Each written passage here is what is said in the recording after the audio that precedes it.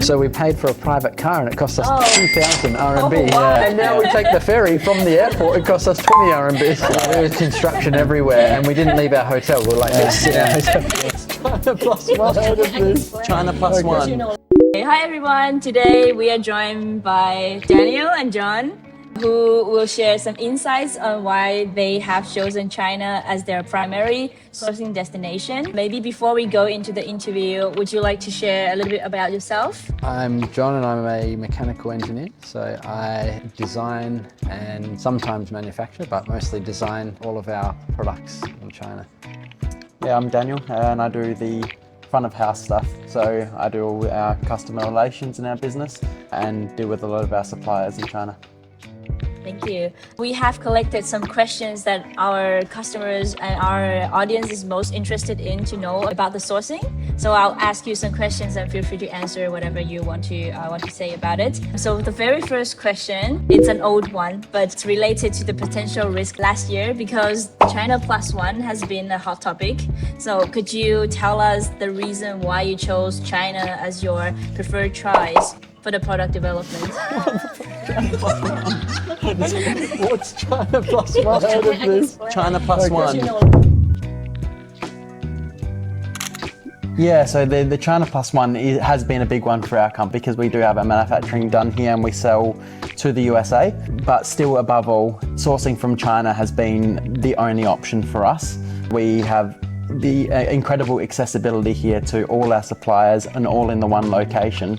So that makes it very easy for us to manufacture these products and to send them to Australia. Yeah. When the tariffs came in, we looked at other countries. We looked at going through Vietnam and Thailand, but the prices were nowhere near as competitive. It was 1.5 times more expensive in all these countries, and we couldn't find everything in one location.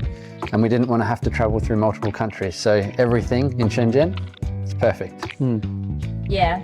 And second question, compare with the sourcing from other country. So what do you think the difference is the sourcing in China? What's your current experience? So I think so far what we've really noticed is that anything that requires a lot of labor is very cheap. So even though products and parts are quite cheap, the labor where we have assembly of our products or packaging of our products is unbelievably cheap, and the quality is really good as well. That's probably the biggest thing that we've noticed I in think China. also to add to that, the ability to have China do the assembly of our products means that we could focus more of our energy on growing and scaling our business and less time on actually assembling our products. To use China for that part of the business has really allowed us to scale our business to the next level.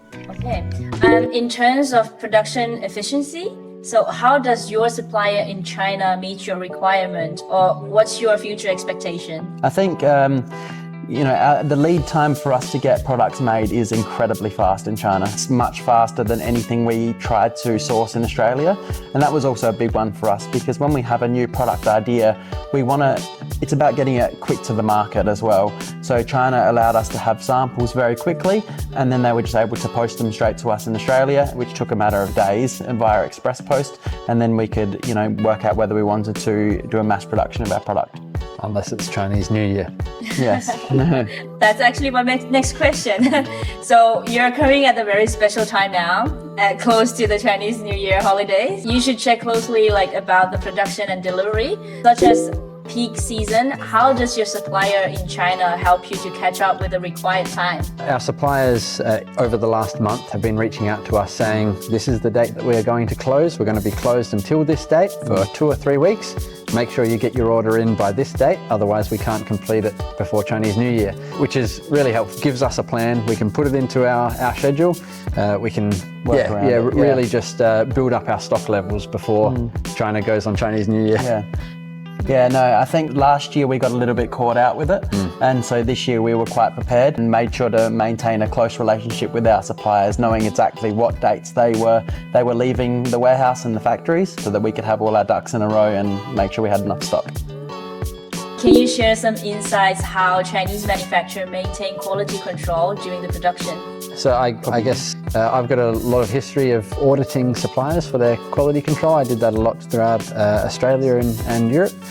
And so it was very important to me to be able to find suppliers that had good quality assurance processes and were able to, it gave us the trust that the products that were going from them to our customers, or even when they came through us, were going to be of good quality, were going to be assembled correctly, were going to be packaged correctly. So yeah, it did take a few trips back and forth to actually develop that with suppliers and find suppliers that were, had good quality control systems.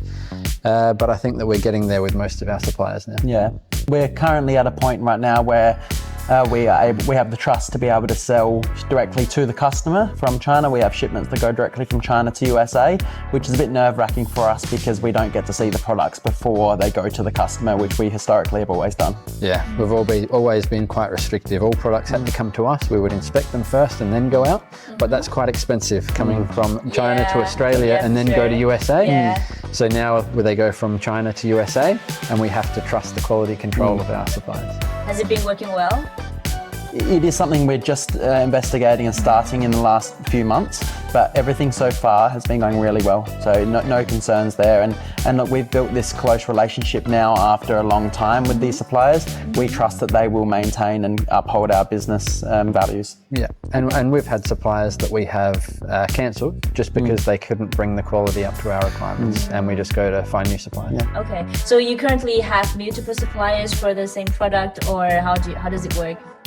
We have multiple suppliers for multiple products. So when we say we use Shenzhen, we use every part of it. We're using from all the way from the north and all the way to the west. It's been really handy for us to have them all somewhere in the same location, but we have multiple different people. So one of the main parts to determine if business can succeed in the initial stage is the price. So do you think it's the most important part during factoring sourcing for your current products? And how do you control your cost efficiency? I think a lot of it, when you're starting a business, cost is everything. Not many people come from a huge budget. Initially starting a business, there was really no other option for us than to go through China because, as we spoke about before, product cost is low and also labor is low. So it allowed us to get our business off the floor and build up a little bit of money in the bank account to start growing faster. If we were to do that straight away from locally in Australia, we would not be able to afford to get off the ground. And now we're starting to realise that we can't always go with the cheapest solution because it causes problems further down the line. So we go with the cheapest solution and we get a product that ends up with the supplier complains and we need to take the product back and it costs us more money in the long run. Yeah. So now we spend a little bit more money in China, going through a better supplier with better quality management, end up with a better product and don't have the product coming back to us from this customer. So it's very important to balance between the price and quality. Of course, yeah.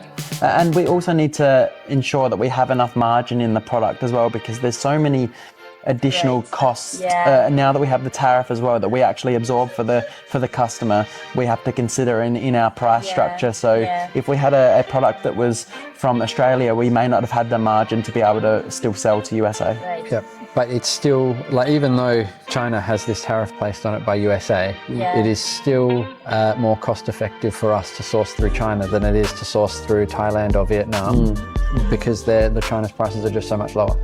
Yeah. Did you ever consider sourcing from other countries in the very beginning, or did you just directly choose China as the P1 place to source? We were manufacturing ourselves initially, so we were manufacturing ourselves in Australia, but we couldn't keep up in terms of demand, we couldn't keep up with the demand and we couldn't produce the products to the same quality that China can and in the same volumes.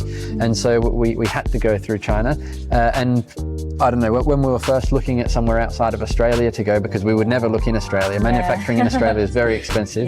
But so when we when we looked outside of Australia, China's the first option. Right. So what was the most challenging part during your sourcing from China and how did you overcome the challenges?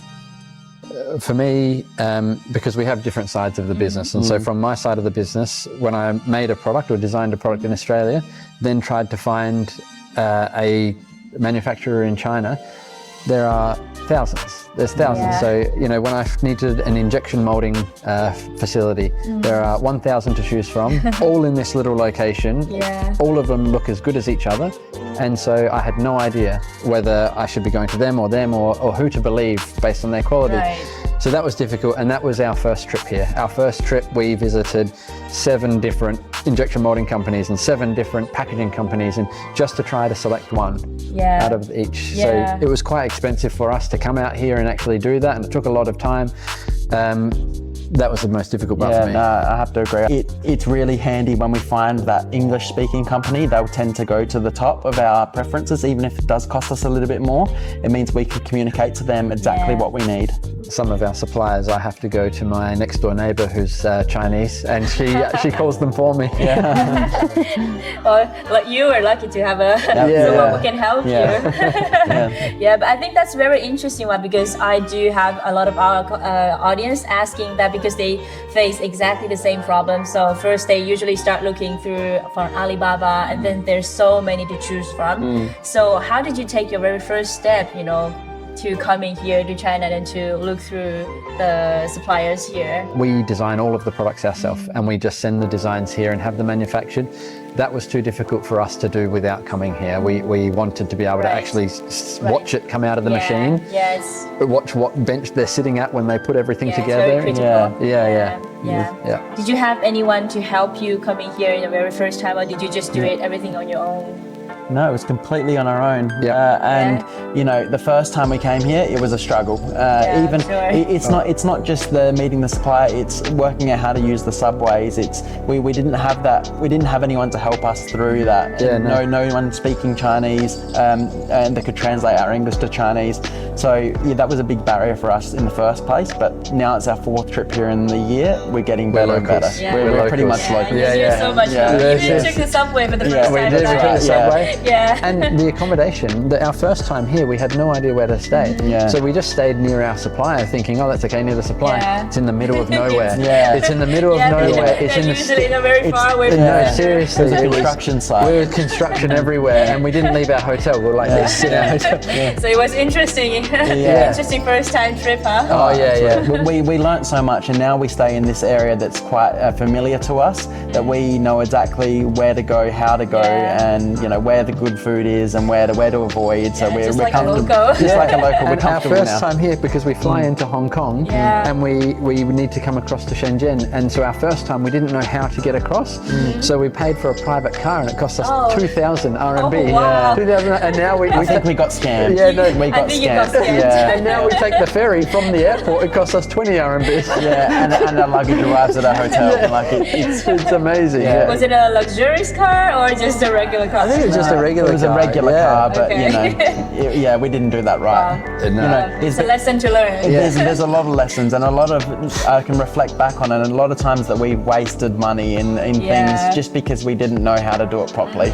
And I think that's just all part of the journey. It's part of the journey. The first time we came here, we didn't know how to pay for anything in China. So we came with Apple Pay, and we came with 20,000 RMB in cash, and we were walking to. Were you able to pay it in We cash? were giving it to our suppliers, and they were like, "What are you giving us cash for?" Would you think like maybe having someone locally or someone Asian or anyone to help you might help you get through the process more smoother? That might be helpful. Look, there's so many parts of our business that we could have used some help with, and even if it was just logistics of us getting around Shenzhen, or some help in finding a supplier, or just expressing my idea to someone else and just getting their 2 cents from a local, we would have absolutely used that service, regardless of the cost, because we spent so much money and we wasted so much money not having that. Well, the 2,000 that's so expensive. That's one of 10 things. I think. Oh, there's so many more.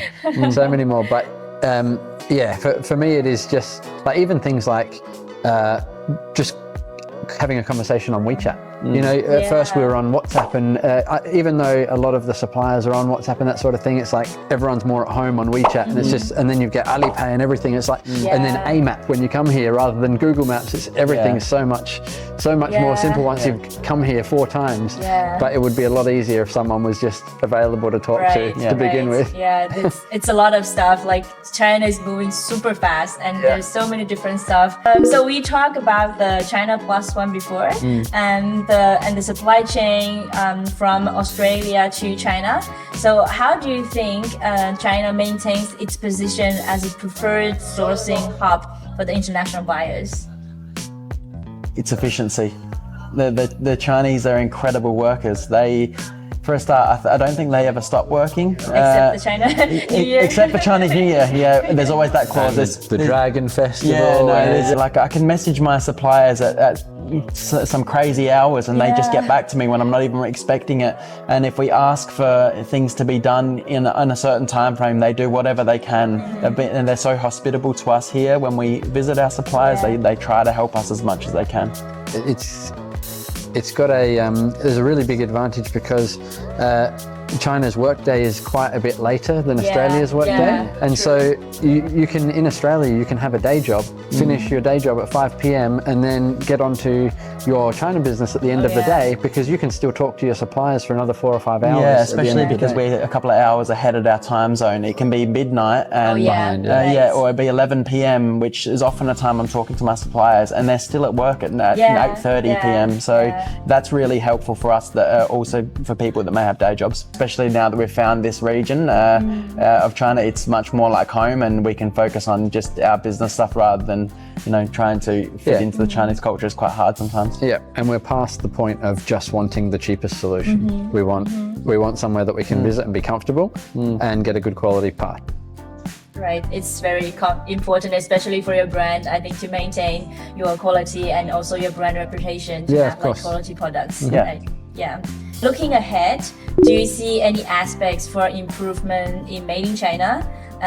Or are there any new opportunities you're excited about? We are personally developing new products, and the only reason we are developing new products is because we have the ability to now. We have the contacts to know how to do it. John's obviously an engineer, can design the products, but then having China actually action on them and make the product and send us samples. It's these relationships that have made us be able to scale how we have and introduce new products. Yeah. And I think the walls are coming down a little bit, as in how difficult it is to find the suppliers and communicate and that sort of thing. The internet grows and technology becomes a little bit easier. Things are getting easier, and when companies like yours appear, it all becomes a lot easier. Yeah, so overall, we are very happy with the China sourcing. Yeah, definitely. Absolutely. I don't think there's another option for us at the moment. And as much as we would love to have these things manufactured locally in Australia, it would be easier for us. We have to weigh up everything, and it's still easier through China. Yeah. Okay.